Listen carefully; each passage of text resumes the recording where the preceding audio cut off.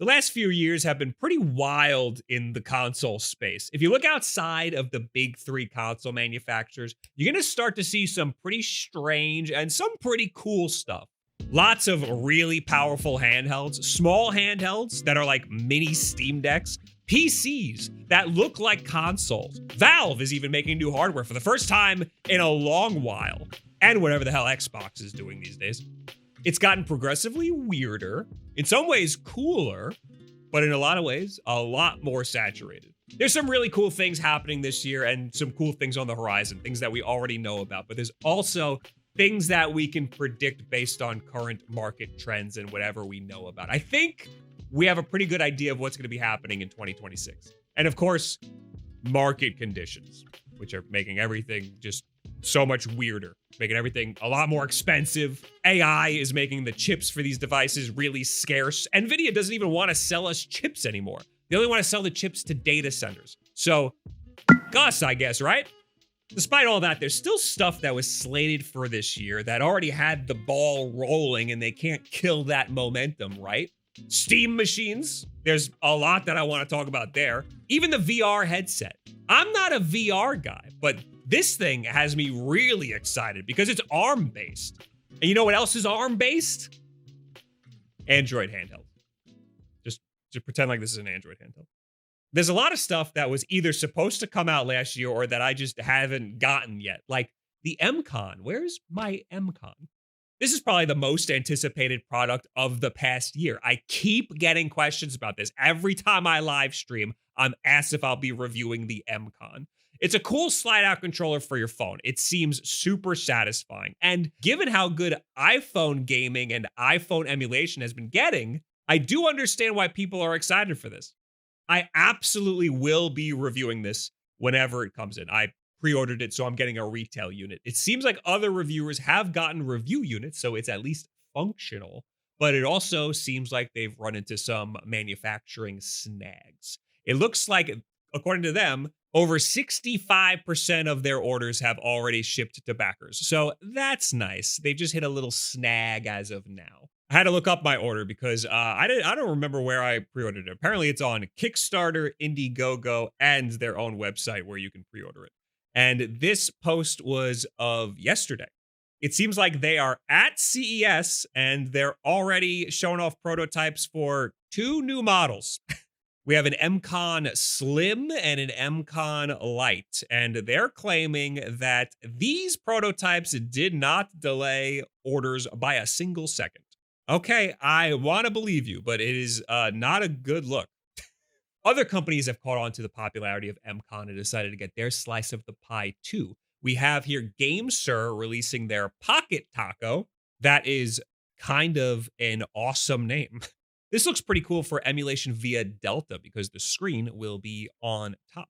I like the design of this a lot, actually. I actually just got a prototype of this today, and they won't let me show it, so I won't. 8BitDo just announced their own as well, and what I like about theirs is that it connects USB-C. This is the only teaser that we have currently. I don't need these controllers to be wireless or have a battery. I think having it plug in is one less thing to worry about.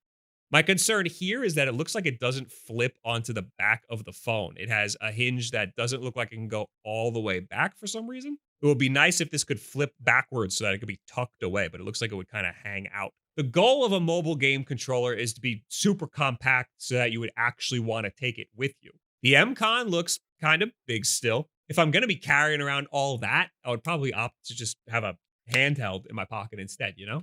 The cool thing about mobile gaming on a phone is that you always have your phone with you. You don't always have a handheld or a controller with you. So if these controllers are small or low profile enough, maybe I will want to take them with me. Maybe I will want to add them to all of my pocket junk. Literally last night, Lenovo announced their Lenovo Legion Go 2 SteamOS version. I love the Legion Go 2. I think it's technically the best handheld that exists. It definitely has the best screen to exist in a handheld at this time. They mostly fixed the fan. It's mostly not as loud, and it's insanely powerful. The Z2 Extreme chip is great. The biggest downside is the price, $1,350. I'm sure you're sick of hearing me complain about prices, or maybe you're not because you're also sick of it too. Also, Windows. That's another downside, I would say. It's like fine now with the Xbox full screen experience, but the Legion Go 2 doesn't have the full screen experience officially yet. And even if it did, it's still not as good as just regular old SteamOS. Well, now you can get the Legion Go 2 with SteamOS. Well, not now. It comes out in July. This article says June, but I've seen another article that says July. So it'll also be slightly cheaper. $1,200. That's like better. Honestly, I think any subsidy is worth it in this economy. I do wish you could dual boot SteamOS, because if I'm spending over $1,000 on a device, I'd like a little more versatility with it. But I'm very pro this move. I love seeing SteamOS on more things, and I love saving some money. Even though it isn't really saving money, because it's me spending $1,200 on something that I wouldn't have to spend money on if it didn't exist. This is going to be a very expensive year for me. How am I going to be able to afford all these things coming up? I know. This video is sponsored by Factor. Yeah, so I was thinking for lunch today, we can get a couple of Factor. Wow! Wow! What happened to you? Are you breathing? Can you breathe? I can breathe. Okay, so what happened? New diet. No water. Can I get you water? No. Joe Rogan says I can have any water. I feel like he did not say that. He did. I saw on TikTok. It doesn't need to be this hard to have a good, healthy meal. Factor's fresh, never frozen meals are ready in just 2 minutes. So all that you have to do is heat it and enjoy. Skip the grocery stores, the prep work, and the cooking fatigue. Instead, get chef-curated, dietitian-approved meals delivered right to your door. They've got smoothies, they've got juices, they've got wellness shots, and now breakfast too. Okay, show me the TikTok where he said that. Okay, fine. Go ahead. Can you get your phone out? Yeah, I'm going. All right. Do you need water? No, I need elk meat. Elk. Okay, I heard you the first time.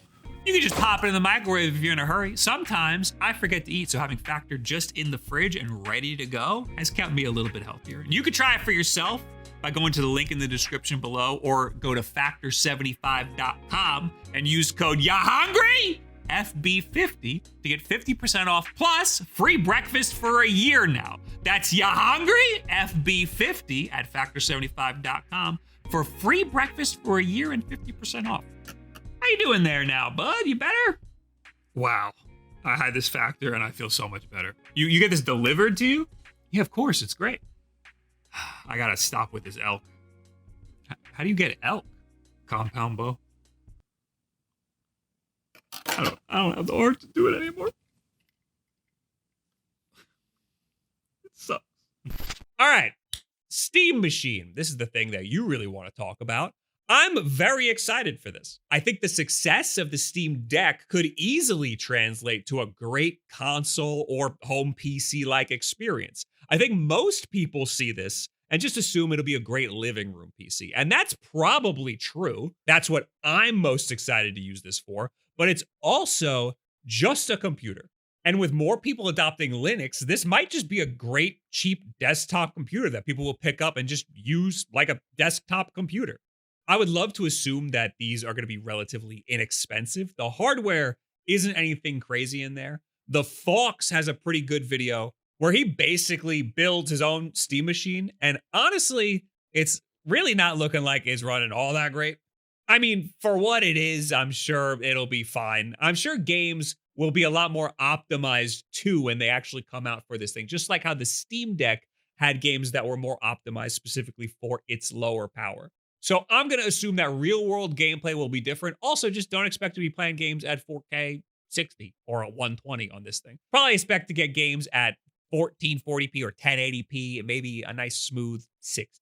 You'd think Valve could subsidize some of the costs by having the Steam store front and center. It is a console of which they control the storefront. So they could stand to lose a little from hardware sales and gain a whole lot back from software sales, just like a real console does. The issue is that this is just a Linux computer. So there wouldn't really be much stopping, say, like a big corporation from purchasing 200 of these and then just using them as Linux computers and never buying a single game off of the Steam storefront.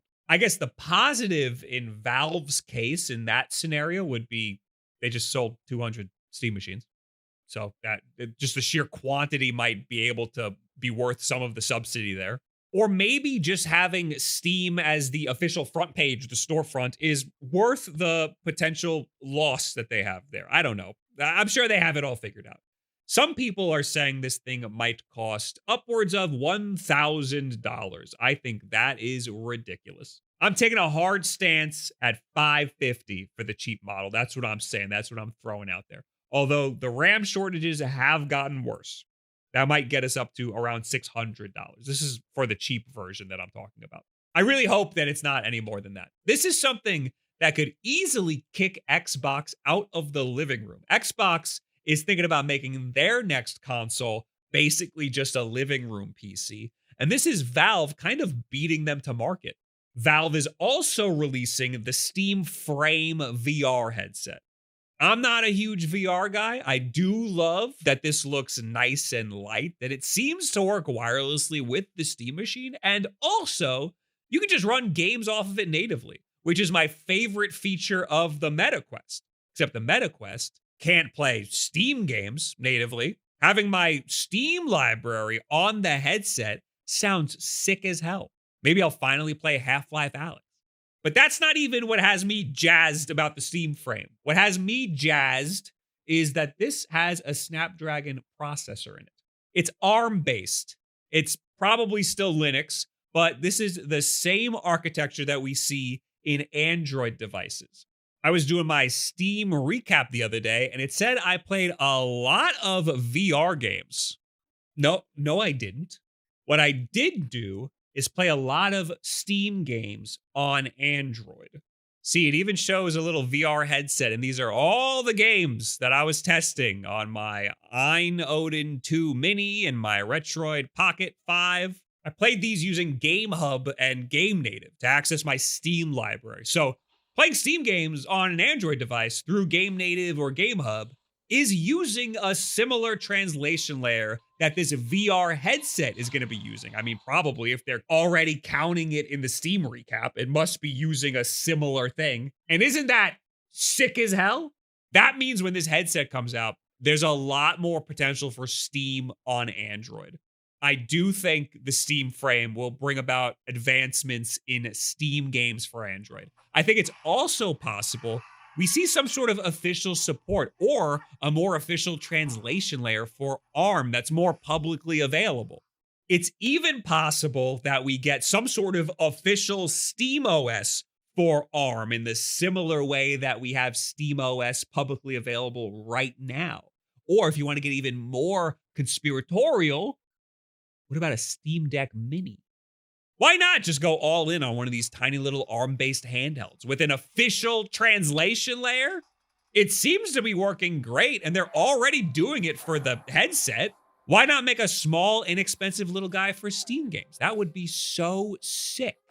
We have so much more to talk about. I don't even know what Xbox is doing anymore. Sales are down astronomically. They keep raising the prices of their hardware. It's like they don't even care about the console market anymore. With the full screen experience rolling out to basically everything, even desktops soon, it seems like they do want to transition away from the traditional console space and just embrace their PC supremacy. And I don't really think that's such a bad idea for them. I truly think that the next Xbox is just going to be a PC. Hopefully, it's not a very expensive PC. The transition right now is going a little rough. The Xbox ROG Ally X is a great handheld, but it is confusing for consumers. It's not a great Xbox. It doesn't really play Xbox games. It plays PC games. So the marketing is a bit confusing.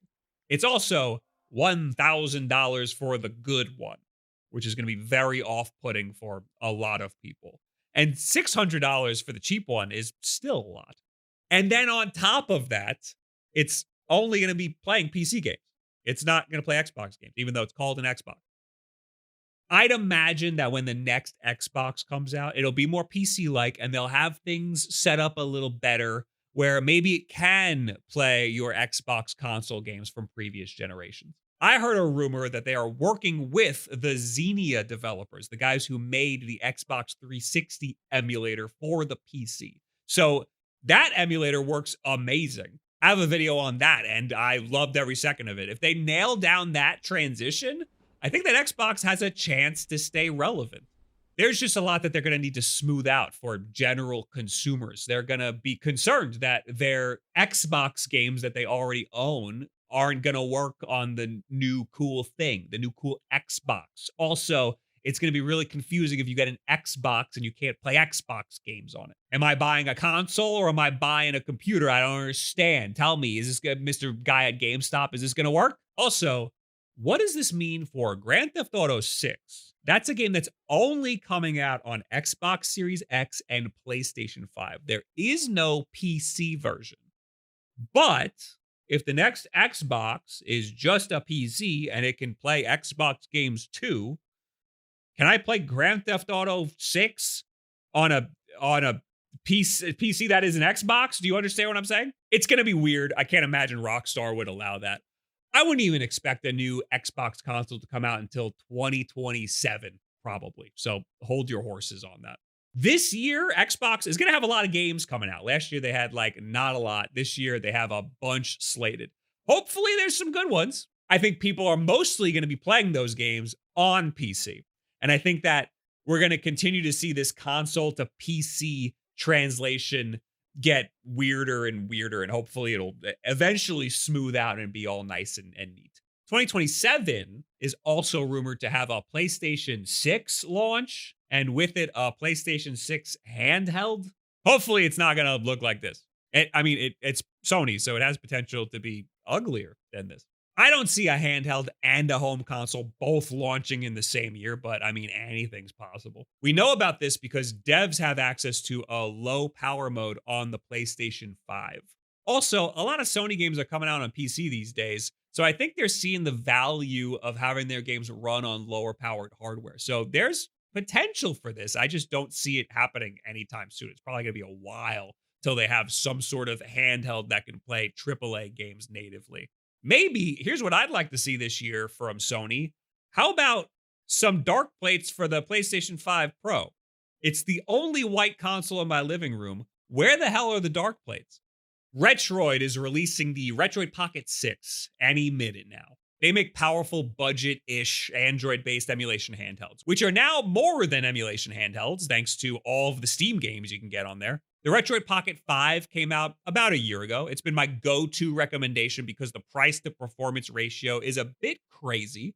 Retroid is just not very good at quality assurance. They're not very good at customer service, and they're not very good at fulfilling their pre-orders. Almost every product that they've launched has had issues at launch, except for the Retroid Pocket 5. It has no issues that I know of. That thing was a great handheld. So I'm excited for the Pocket 6. It's looking like just a more powerful Pocket 5, although they did do something weird this time around. People did not like the way that it looked at first. They dogged on it pretty hard. I thought it looked fine. I had nothing wrong with this. I like the buttons on the bottom. But this all sparked a weird debate. Suddenly, Retroid was asking the community what they would like better. Do you want to get rid of the buttons? And that's fine, whatever. But then it got even weirder. Then they just randomly asked, hey, do you want the D-pad on the top or the bottom? What? Why? That's what I like about Retroid. I like that the D-pad is on the top. If I want a D-pad on the bottom, I'll just get a different handheld. One of the other many glass rectangles that exist out there. Well, D-pad on the bottom won, which pisses me off because that's not what I want. But then again, they did something really weird. And now if you go to buy a Retroid Pocket 6, you get to pick. You want the D-pad on the top or the stick on the top? D-pad on the top or D-pad on the bottom? And that's crazy because that takes a lot more work. That's a much harder manufacturing thing to do because now you have multiple SKUs and different molds for the plastic and probably a different chip for the left side of the controller. But that's kind of a really cool addition to the product. Now you're basically customizing your Retroid when you go to buy it. Anyway, with how powerful this thing is and how relatively cheap that it is, and with the emergence of Steam games playing through Game Hub and Game Native, this is going to be a really cool handheld. They did, unfortunately, raise the price a little bit. They got rid of the early bird discount a little earlier. And it is, of course, due to those global RAM shortages. Oh, those pesky global RAM shortages. I love AI. It's so good. I loved last night when I asked it why my ROMs weren't showing up in Emulation Station, and it contradicted itself like 3 different times. It gave me the wrong answer 3 different times. It didn't help me at all. And then I just figured it out myself. Thanks, AI. I love it. I love you. The Retroid Pocket 6 is slated to start shipping January 15th, but it will be a slow rollout, so it might take longer if you pre-ordered one. I pre-ordered one. I don't even think reviewers have gotten their hands on it yet, which is weird. They usually get things like way early. So I'd imagine mine, it's just going to come when it comes. Hey, you want to see something else weird? How about you tell me what the hell this thing is? What is that? What is this? This is the OneXsugar Wallet. These are the guys that made the weird flippy $800 dual screen handheld from a few months ago. Well, they're back. This time it's a foldable, but there's no rear screen. Look at that. Look at how weird he just palms it, and it's so long. That screen's going to be huge. I guess I should just be embracing the weird. At least we're getting new cool things. At least it's just not another glass rectangle. At least there's something going on. There's going to be a pretty terrible crease in the middle of that screen, I'm sure. I think I'm just upset that I know I'm going to have to spend like $800 on this thing. It's going to be expensive. Speaking of which, I guess I'll talk about the iPhone. There's supposed to be a foldable iPhone this year. I definitely want to get that. It's definitely going to be also very expensive. Probably, I'd be surprised if it's cheaper than $2,000. I think it's going to be more than that. But I found the STL for it, and I printed it out on the podcast the other day. And honestly, it looks kind of sick. I like the form factor. I like that it's kind of the same size as like a Field Notes notebook. It would be really cool to see DS emulation on there. 3DS emulation on iOS has gotten a little better too. Hopefully by then it'll be sorted out a little better. That would be cool to see. My biggest concern is the camera, because this iPhone Fold, or whatever it's going to be called, is supposed to be very similar to the iPhone Air, which does not have the best camera. It's like an okay camera. I would hate to spend $2,000 on a phone that has a worse camera than the phone that I already have. This is an iPhone 15 Pro Max. That's not really an upgrade anymore. Also, it's the first generation of a brand new technology, and you know it's going to be janky as all hell. And I know Android phones exist that have had folds forever. But I am not an Android. I'm an Android guy when it comes to playing these little stupid handhelds. But I'm an iOS phone guy, because everyone's got the blue texts. My poor mother's head would explode if I texted her one day and it was green. You don't understand. AYANEO has been getting on my nerves lately because they're releasing way too much shit. It's all expensive, and by the time you get it, they're already on to the next thing. I pre-ordered their Pocket Air Mini because it seemed like a really cool budget Android handheld, and I actually don't hate their Android stuff. I kind of really hate their Windows stuff, but their Android handhelds have been pretty good. Well, I was watching a Retro Handhelds video the other day, and apparently, instead of shipping to their Indiegogo backers like me, they decided to ship to AliExpress resellers first. Also, they slapped me with a shipping charge at the end of the Indiegogo campaign, and apparently I never paid mine. So it's delayed even more. I probably won't even do a video on it at this point. It's so late in the game, so I just wasted $100 for no reason. They also have the Pocket Play coming out, which is their take on the Sony Xperia Play phone. Remember that phone that looked like a PSP Go? This thing actually looks sick as hell. It's a full-fledged phone, though. I don't need a whole phone. It's probably going to be a bit more expensive because it's an actual phone. I just want to play games on here. But this is what everybody wants. Everyone wants a slide-out controller for their phone like the M-Con, but this one is built in. And it looks slim enough for me to want to just put it in my pocket and maybe even carry it around daily. It's just probably going to be very pricey. There's no word on when the Indiegogo will... Actually, this one's on Kickstarter for some reason. They're bouncing between Indiegogo and Kickstarter. I do really think this controller layout is sick, though. Look at this D-pad. Oh, God, I want this so bad. This is so cool. AYANEO is also coming out with the Next 2, their PC handheld. Don't care. That's going to be $1 million. I'm not interested. Thank you. But they have the Pocket Vert. This one actually seems really cool. This is their Game Boy styled Android handheld. I really liked their Pocket DMG, and this is looking like a sleeker, cheaper version of that. It looks like an analog Pocket. It might even be the exact same screen as the analog Pocket. The screen is the exact same resolution, at least, which is 10 times the resolution of an original Game Boy. So that's a really cool, almost square screen. And the scaling is going to be awesome. You can't play actual cartridges on it. It doesn't have a cartridge slot, but it's Android. You can play virtually any game you want on it. I do love the D-pad here. I think this control layout is sick. There is no thumbsticks, but there's a lot of room right here. And what you're seeing are dual touchpads. So you can play games that require analog sticks. You'll just be rubbing the bottom of the device, which is fine. This isn't meant for dual analog games. It's nice that there's an option there, though, if you needed to play something that required an analog stick. The Pocket DMG had one thumbstick and a trackpad, and that trackpad worked surprisingly well. So if this Pocket Vert touchpad controls anything like that, I think it'll be fine. The price is also pretty reasonable. I pre-ordered the $270 version, which is the one with the only 8 gigabytes of RAM, which is fine. I don't think the extra RAM is going to add that much, but it does cost like way more.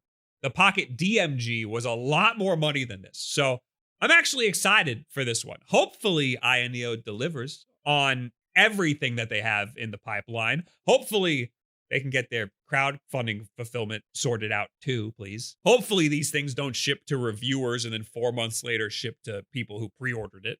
I also recently pre-ordered this. This is the Epilogue SN Operator. You might remember Epilogue from their GB Operator, which is a really cool way to dump your Game Boy cartridges and save files. It even allows you to play those cartridges on your PC or Mac. There are other devices like this that allow you to dump your Game Boy and Game Boy Advance games, but this is probably the most user-friendly. It has a really cool UI. Well, they're making a Super Nintendo one. I have a whole bunch of Super Nintendo games. This is half of them. I'm very excited to start dumping all of these. I really like the idea of taking a whole chunk of my game collection and preserving them digitally. And then I will have a digital library of ROMs that are from the games that I physically have, and I can play them wherever I want on any of these other plethora of devices that I have. Isn't that sick? I think it's really cool to have the official real game from the real game that I grew up with, you know? Epilogue is also teasing another cart dumper right here. I am speculating that that is going to be an N64 cart ripper, which is going to be a huge undertaking for them because save files are a huge pain in the ass to work with for N64. God, what else is there? I've already had to stop and start this recording like 3 different times. I keep running out of room on my SD card. The Nintendo Switch 2 isn't going to have anything special this year. It's just, they're just going to keep selling more and more Switch 2s. I mean, in terms of hardware, the software, there's going to be some great games. I think that there's probably going to be a new Mario this year, and I'm super stoked for that. In terms of hardware, maybe we'll get some new Joy-Con colors, if we're lucky. Of course, right before I posted the video, they announced new Joy-Cons. I did say it on AJ's podcast on Monday, though. Nintendo Switch 2 Lite. Did we get a new Joy-Con? You know, like that. I think it's way too early. We might be graced by a Joy-Con color. I said it Monday. I highly doubt we'll see any significant updates to Nintendo Switch Online. I don't think there's going to be any extra consoles added or anything. There's a little bit of evidence somewhere that we're going to get DS or Wii U games in the form of like flinging the screen over to a secondary screen or something. But I think that DS games, if we're getting that, it's probably a next year thing. Maybe some Pokemon games, if we're really lucky. I think, here's my conspiracy theory, I think that Pokemon games, if they ever make it to Nintendo Switch Online, they will be in their own app. And it'll either be part of the expansion pack or even more money. And that's going to be very annoying. There's no way that Nintendo Switch Online is going to get Pokemon games and it's not going to annoy the hell out of everybody. CES is going on right now. I've always wanted to go, and I told myself I am definitely going this year.